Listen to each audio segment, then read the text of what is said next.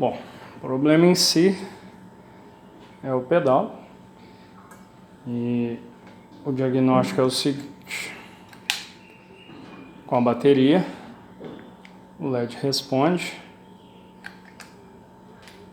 mas quando a gente liga ele na fonte chaveada,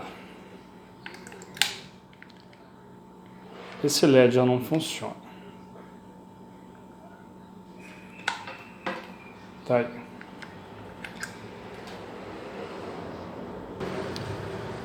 Bom, o que acontece é que esse pedal, sendo um pedal mais antigo, ele funciona com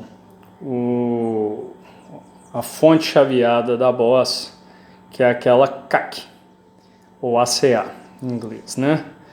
E nesse caso aqui nós estamos usando uma fonte mais moderna de 9 volts.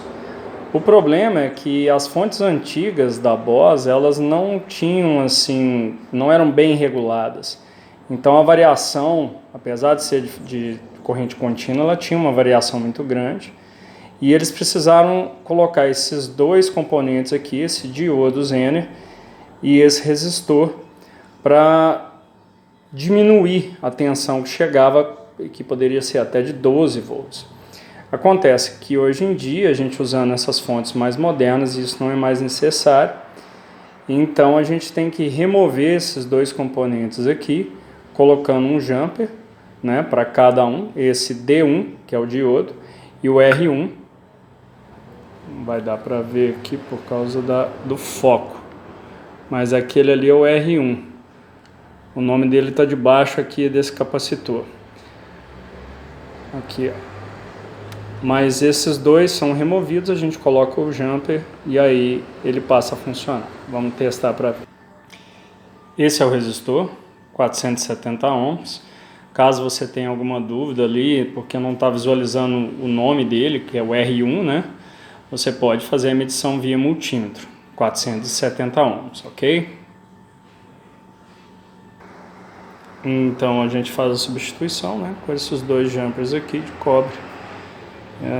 Serve aí um cabo coaxial, aquele miolo do cabo coaxial, uma perna de um componente, né, que pode ser retirado, colocando ali, fazendo o jumper. Vamos testar agora para ver como é que vai ficar. Fechar e testar.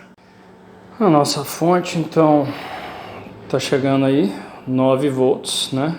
Lembrando que ela é de centro negativo, por isso está dando esse menos aqui.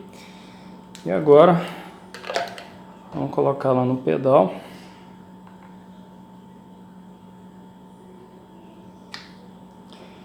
E testar. Lembrando que ele está com a fonte, com a fonte aqui, né?